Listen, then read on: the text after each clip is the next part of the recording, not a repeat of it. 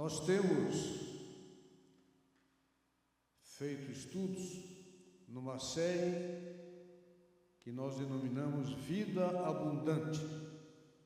Hoje nós vamos falar sobre santidade e serviço. Sirva a Deus em santidade. Deus tem propósito em tudo. Quando Ele unge com propósito. Quando Deus ungiu Saul, o propósito é que ele fosse rei sobre Israel. Quando Deus ungiu Davi, fosse rei para dirigir o povo de Israel. Quando Deus ungiu cada um de nós, foi com propósito. É para fazer algo. Não é uma unção para a gente sentar e se deliciar só. É claro que a unção traz alegria, é uma delícia para a vida, mas não é isso só. É para você ser útil no ministério, ser útil no serviço. A unção traz a obrigação de nós nos movermos no trabalho. Na primeira carta de Pedro, capítulo 2, versículo 9, Deus fala claramente que nós fomos eleitos, nós somos uma geração escolhida para sermos um sacerdócio real. O que é isso? Jesus era sacerdote e rei, e nós estamos nele. Então nós somos um sacerdócio real. Você é sacerdote e rei. Nós nos chamamos príncipes porque o nosso pai é rei. Mas ele disse: você é rei. Você é um sacerdócio real. Só que tem algo: você é santo. Você faz parte de uma nação santa. E tem uma coisa: você pertence a mim. Propriedade exclusiva de Deus. Não tem essa história de que um pouquinho de Deus, um pouquinho do outro lado. Você é exclusivo de Deus. Diga isso: eu sou propriedade exclusiva de Deus. Com um propósito: proclamar a luz que irradia dele. E para proclamar isso, essa luz tem que irradiar de mim e de você. Aleluia! A unção tem esse propósito.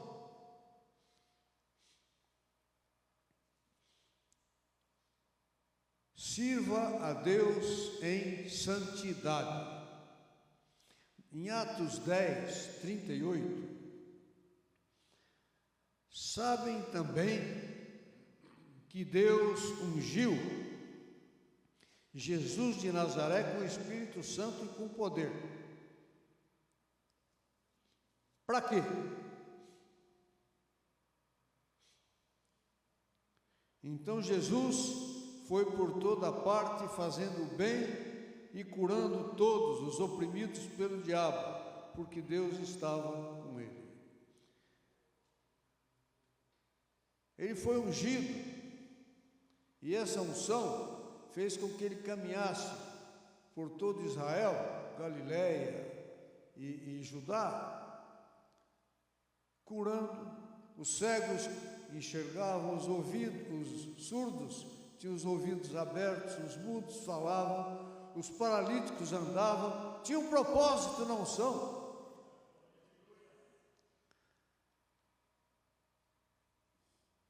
Coração do ungido é para adoração e as mãos para o serviço. Amém? Em Mateus capítulo 20, versículo 28, Jesus um dia, conversando com os discípulos, ele falou: eu não vim aqui para ser servido, eu vim para servir. e vocês, eles estavam discutindo quem era o maior entre eles. Bom, ele vai ser o rei, e ele vai ter um reino. Vamos combinar, eu fico do lado direito, você do lado esquerdo, vamos ser os ministros mais importantes do reino dele. Ele falou, olha, vocês estão enganados. No meu reino, o melhor é aquele que serve. A posição mais importante é aquele que lava os pés do outro. Esse é o mais importante. É o que serve. E foi isso que ele disse aqui. Tal como o Filho do Homem, que não veio para ser servido, mas para servir e dar a vida em resgate por muitos. E os discípulos aprenderam. Pedro, um dia falou assim, lá em 1 Pedro 4,10. Pedro era o mais difícil dos discípulos. Ele era impetuoso, mas ele tinha as vontades próprias. E para ele era difícil entender aquilo que Jesus estava ensinando. A humildade, caminhar uma milha a mais. Para Pedro isso era difícil. Então, eu gosto de ver a carta de Pedro, quando ele lá em 4,10 diz assim, sirvam uns aos outros, cada um conforme o dom que recebeu, como encarregados de administrar bem a multiforme graça de Deus. Se você tem um dom, põe o seu dom a serviço de Deus, cuidar do próximo. Amém?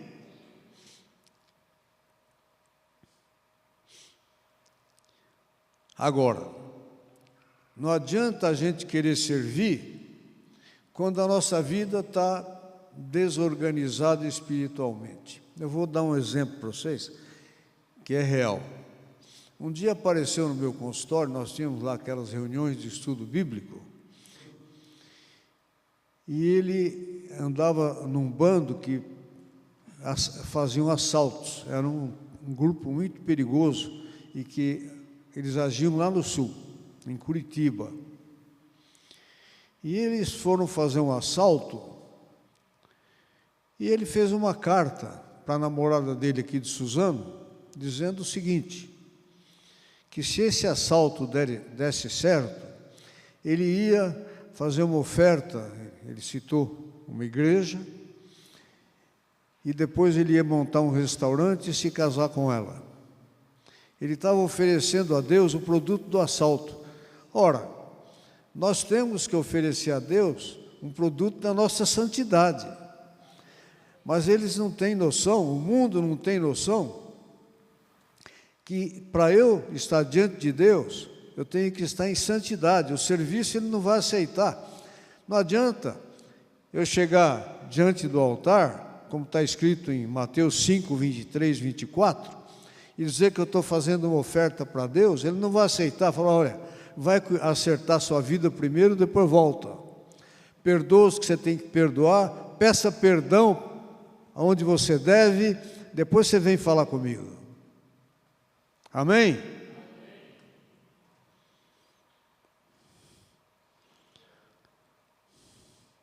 Então, servir a Deus, nós pensamos, muitos pensam que estão servindo a Deus porque estão indo a uma reunião de oração ou porque estão indo a um culto, não é? E não é assim. Jesus sabia o que ele tinha que fazer, ele veio com propósito, ele foi ungido com propósito. E quando ele foi mergulhado nas águas do Jordão, o Espírito Santo veio sobre ele. Depois o Espírito Santo o levou para o deserto, tinha um propósito. Ele tinha que guerrear, ele tinha que ser tentado para o Espírito Santo mostrar o poder de Deus na vida dele, para ele superar o inimigo ali. E ele superou. Jesus no Getsêmani estava falando com Deus, Senhor, Pai, tira de mim esse cálice.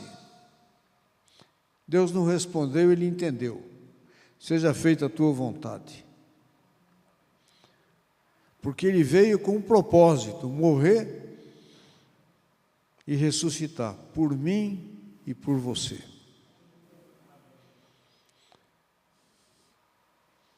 E sem o Espírito Santo, nada teria acontecido.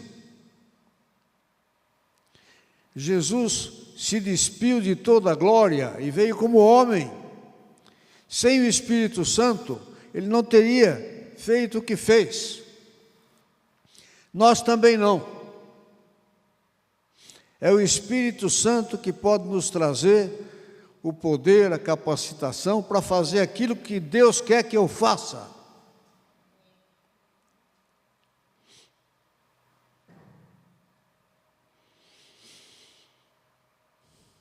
Assim foi com Davi, com Saul e com Jesus. Eu vou ler um texto em Samuel, o primeiro livro de Samuel, capítulo 9.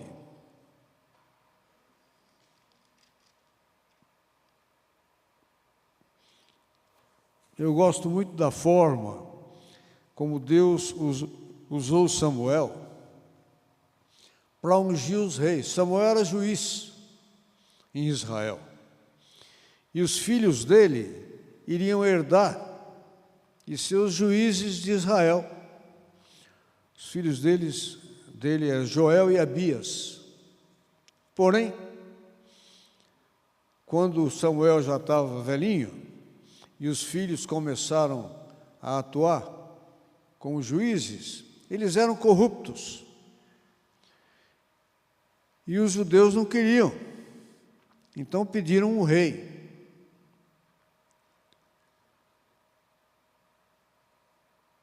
E lá no capítulo 9 do primeiro livro de Samuel, conta então a história daquele que iria ser o rei de Israel, o primeiro rei.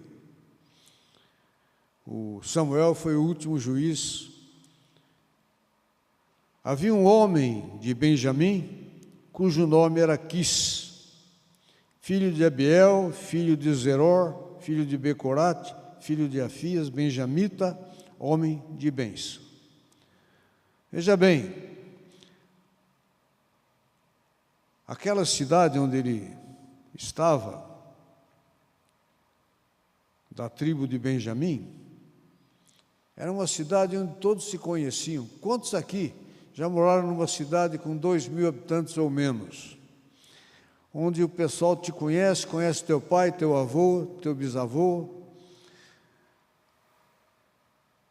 O pessoal que vai hoje à minha cidade, o fulano é filho de tal, neto do Davi, filho do Nassib, ele foi daqui e tal. Então, eles conhecem a geração inteira nossa. Então eu gosto de ler esse pedacinho aqui.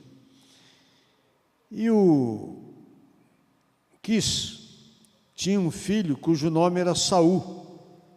Agora veja a descrição: moço e tão belo, que entre os filhos de Israel não havia outro mais belo do que ele. Desde os ombros para cima sobressaía todo o povo. Quer dizer, não tinha ninguém mais bonito que Saul. E todo o povo, no máximo, podia bater no ombro dele, de tão alto que o homem era.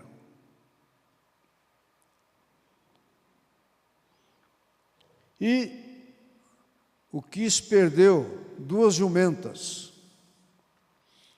Extraviaram-se as jumentas de Quis, pai de Saul. E aí, o que o pai faz? Chama o filho, Quis, Saul, pegue um ajudante e vá procurar as jumentas. E os dois saíram, percorreram todas as terras circunvizinhas e não encontraram as jumentas. Quando eles estavam atravessando a região montanhosa de Efraim e a terra de Salisa, não acharam. Passaram a terra de Salim, Benjamim, andaram por toda a região. Aí Saul virou para o seu ajudante e falou: olha, vamos voltar para casa, que meu pai agora deve estar preocupado conosco, nem mais com as jumentas. Aí o ajudante falou, olha, nessa cidade aqui tem um homem de Deus.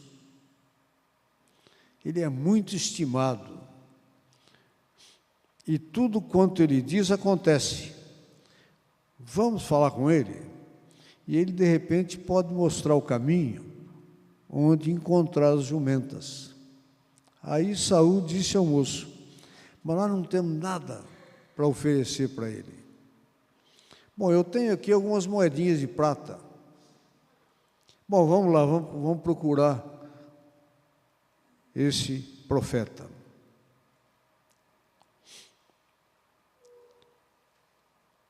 Então disse Saul ao moço, vamos lá onde está esse homem. Subindo eles pela encosta da cidade, encontraram umas moças que saíam para tirar água e lhes perguntaram, está aqui o vidente?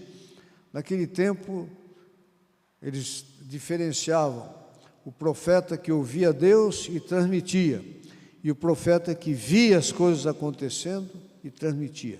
Ele era o vidente.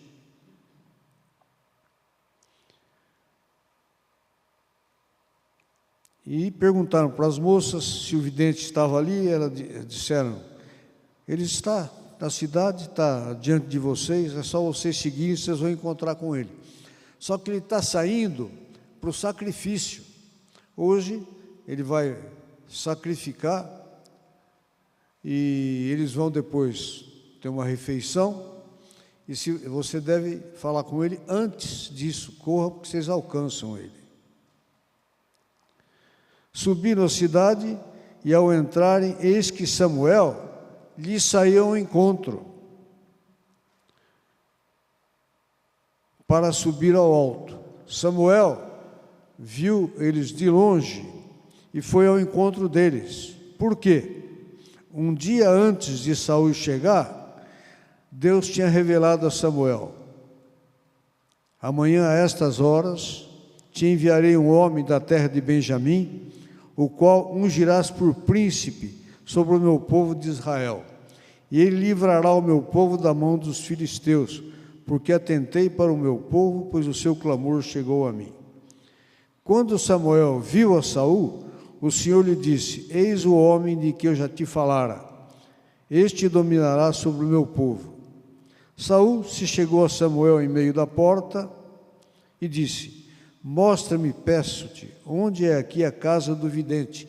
Ele não sabia que era o Samuel. Samuel respondeu a Saul e disse, eu sou o vidente.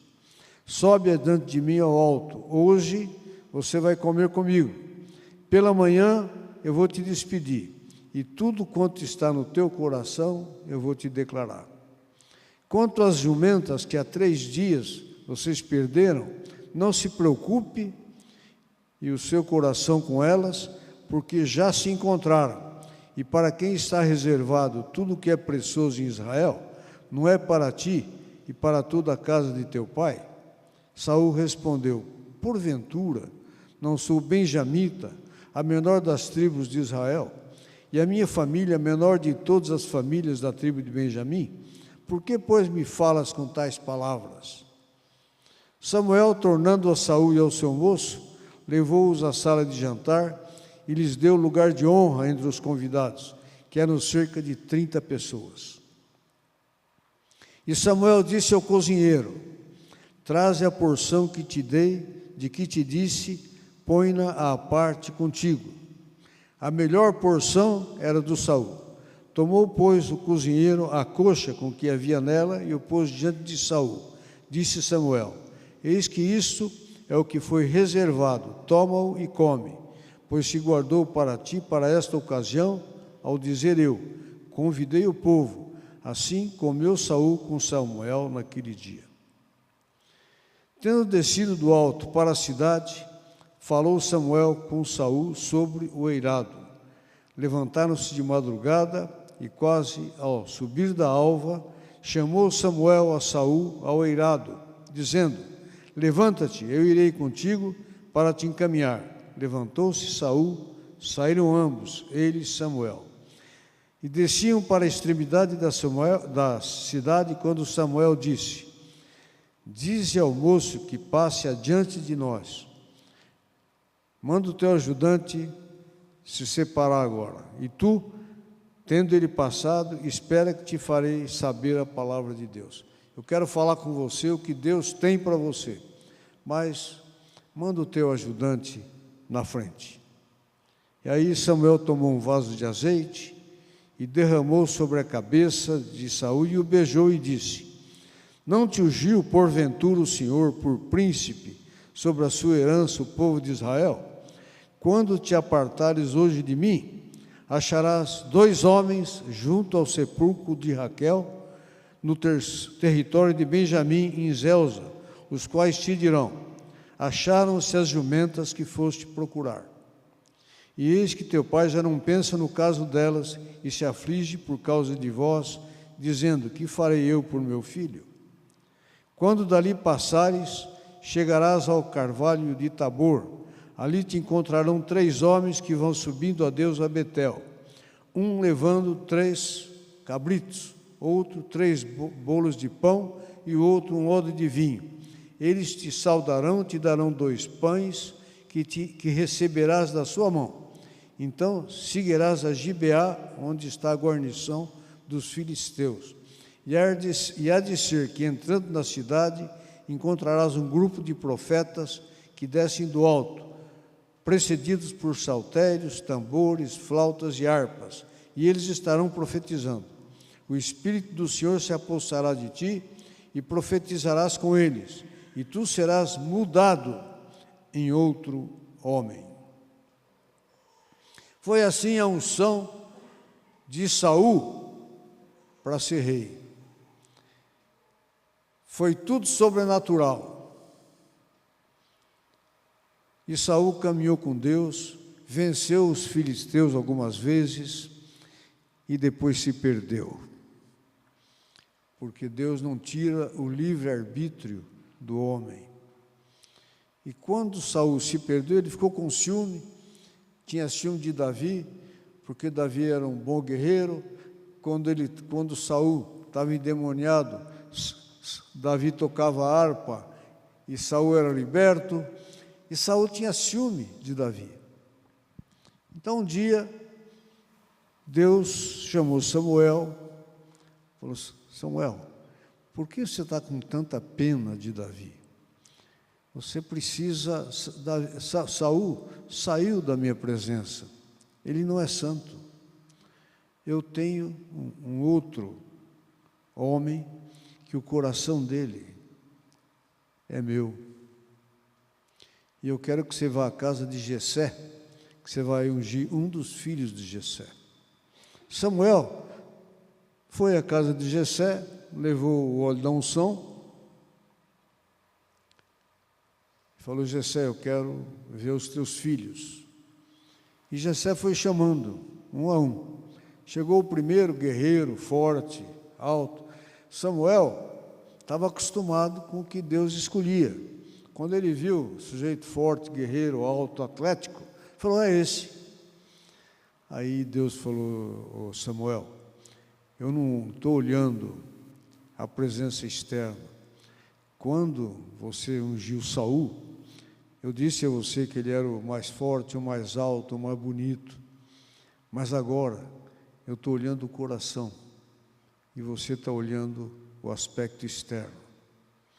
Não é esse. E assim passaram todos os filhos. Não é nenhum desses. Aí Samuel, Jessé, você não tem mais nenhum filho? Tenho.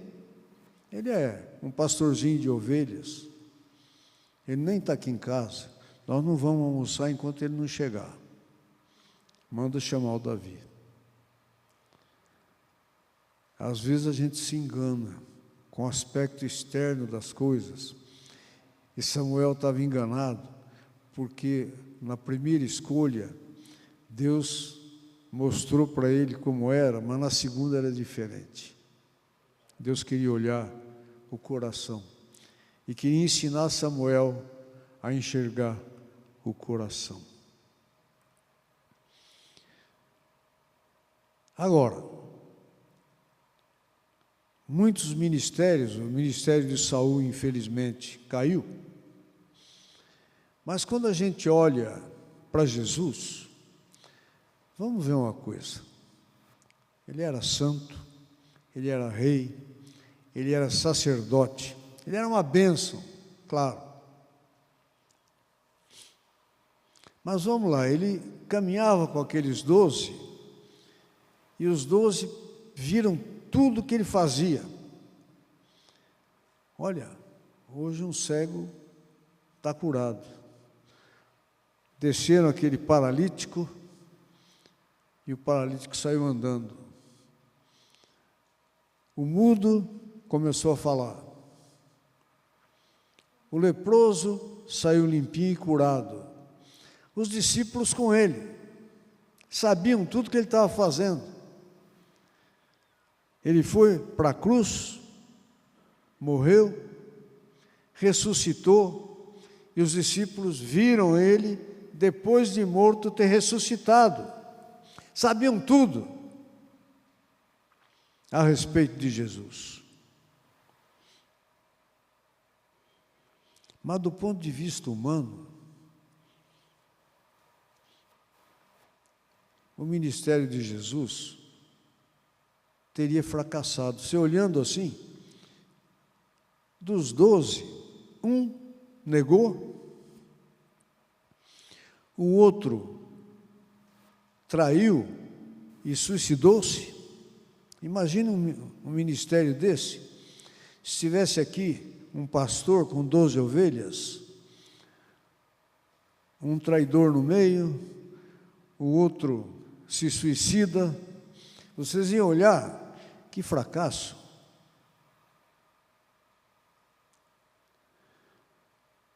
Porque a unção era outra. Não é porque a igreja tem 12, ou tem 100, ou tem 1000. A unção é outra. A unção de Jesus é que ele tinha que ir para aquela cruz, morrer e ressuscitar, porque senão nós não estaríamos aqui hoje. A unção é específica. Amém? Então, não fique preocupado quando você olha uma igreja, puxa, parece que está tão pequenininho. Deus tem unção específica para cada um de nós. Amém? E é do jeito que Ele quer, não é do jeito que eu quero. Lá na primeira carta de Paulo aos Tessalonicenses,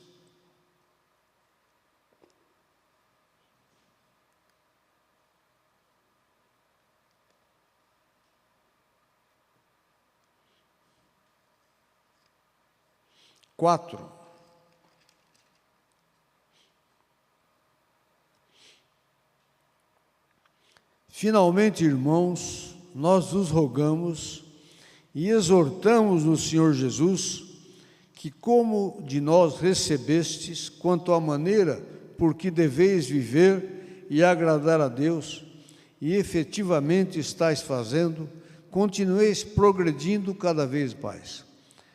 Qual o meu estilo de vida que está agradando a Deus? Se tiver, nós temos que trabalhar para agradar mais ainda, eu tenho que progredir. Porque estáis inteirados de quantas instruções vos demos da parte do Senhor Jesus.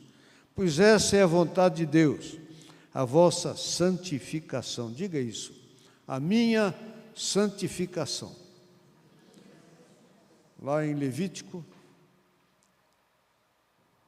vocês serão santos porque eu sou santo. E eu santifico a vida de vocês. Que cada um de vós saiba possuir o próprio corpo em santificação e honra, não com desejo de lascívia como os gentios que não conhecem a Deus, e que nesta matéria ninguém ofenda nem defraude a seu irmão, porque o Senhor contra todas estas coisas, como antes vos avisamos e testificamos claramente, é o vingador. Porquanto Deus não nos chamou para impureza, e sim para a santificação. Dessa arte, quem rejeita estas coisas, não rejeita o homem, e sim a Deus, que também vos dá o seu Espírito Santo. Ninguém é santo, nós somos santificados pelo Espírito Santo. Nós, sem o Espírito Santo, somos um monte de barro, somos corruptos, somos pecadores. Nós só não somos porque o Espírito Santo é quem nos dirige. Sem o Espírito Santo, existiu no passado um grupo chamado estoico. O que eram os estoicos? Eles queriam caminhar de uma forma correta, filosoficamente. Um dos estoicos era o tutor de César, quando Paulo foi preso a primeira vez. Por isso, ele conhecia Paulo e deixou Paulo numa casa alugada, ele não ficou preso.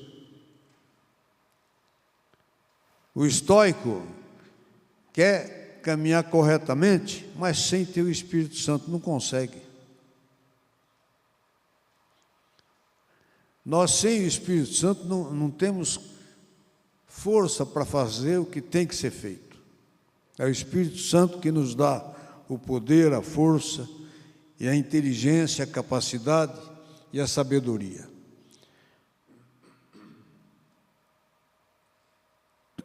Paulo, sempre que escrevia, e ele falava sobre isso, lá em Efésios foi a mesma coisa.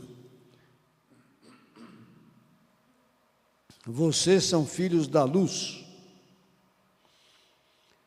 e as obras das trevas não têm nada a ver com vocês.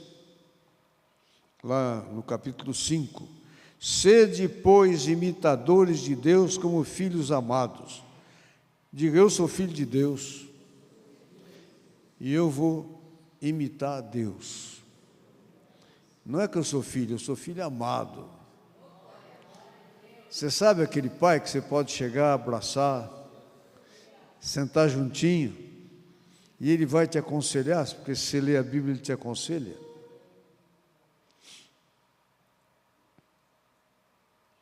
E andai em amor, como também Cristo nos amou, e se entregou a si mesmo por nós, como oferta e sacrifício a Deus, em aroma suave. Mas a impudicícia e toda a sorte de impurezas ou cobiça, nem sequer se nomeie entre vós, como convém a santos. Nem conversação torpe, nem palavras vãs ou chocarrices, coisas inconvenientes, antes, pelo contrário, ações de graça. Não vos embriagueis com vinho, versículo 18, no qual há dissolução, mas enchei-vos do Espírito, falando entre vós com salmos, entoando e louvando de coração ao Senhor, com hinos e cânticos espirituais, é comunhão e adoração, dando sempre graças ao nosso Deus, em nome de Jesus, gratidão, sujeitando-vos uns aos outros no temor de Cristo. Como é difícil você se sujeitar um ao outro. Às vezes a gente está, não, aquela lá não, aquela pessoa não, tira da minha frente, eu não quero, ela não quer nada com Deus, nada. Meu Deus, como é que eu vou saber? Mas está tão difícil, não está? Quando a gente vê a história da Maria Madalena, Jesus teve paciência, sabe? Quando a gente vê a história de Pedro, Jesus teve paciência. Senão ele fala, oh, esse aí não tem jeito. Jesus nunca falou isso. Mesmo aqueles que se perderam, ele não segurou e nem dispensou. Senhor, o senhor está vendo o que o Mateus fez? O senhor vai chamar o Mateus? um publicano. Você vai ver. Vá se acostumando. Os que eu estou escolhendo, você não conhece. Nós não sabemos quem Deus está escolhendo. É difícil. Então, às vezes, nós olhamos para as pessoas, os de fora, os que estão no mundo, e nós queremos classificar. Esse sim, esse vai para o reino. Esse não tem jeito. Eu acho que quando estiver lá em cima, a gente vai ter cada surpresa. Mas cadê fulano que estava tão legal lá embaixo? Entendeu? A nossa capacitação não é essa. Vá e pregue o Evangelho a toda criatura. E eu estarei convosco até o final dos tempos. Vida em santidade, trabalho em santidade, julgamento, tira de nós toda a santidade. Porque quando eu julgo o que uma pessoa do mundo está fazendo, eu estou colocando na minha mente aqueles atos das trevas que eu não tenho que colocar. Nós temos muito costume de querer nos classificar olhando o que o mundo faz. Olha, prostituição desse mundo. Não, eu não vou, porque esse mundo está fazendo, eu não vou fazer. Olha, está todo mundo adulterando. Não, eu não vou adulterar, porque o mundo inteiro está adulterando. Não. Eu estou olhando para Deus. Eu não tenho que ter a minha mente trazendo as filmagens do que está acontecendo no mundo. A minha mente tem que trazer as filmagens da santidade de Deus. E tudo que está fora da santidade de Deus, a minha mente não vai gravar. Porque é pecado. Por isso que nós não podemos julgar.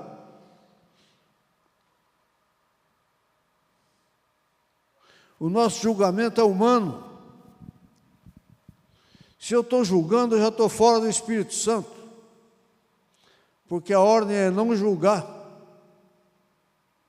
Amém?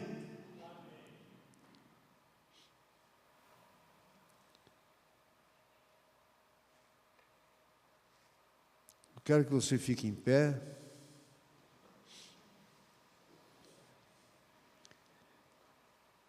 E diga assim: a minha mente está na luz de Cristo. Nada do que é das trevas entra na minha cabeça.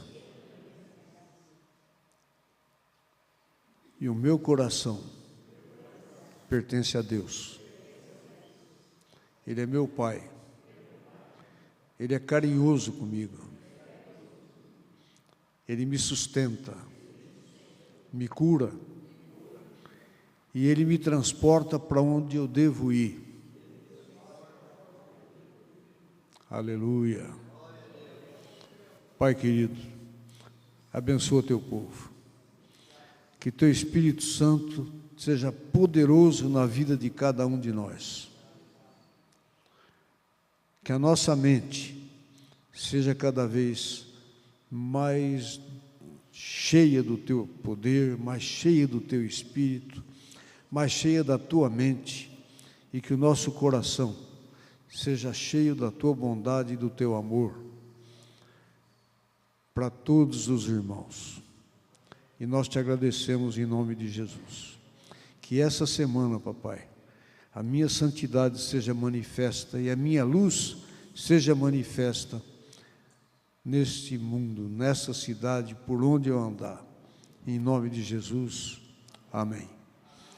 Deus abençoe vocês. Semana de vitória.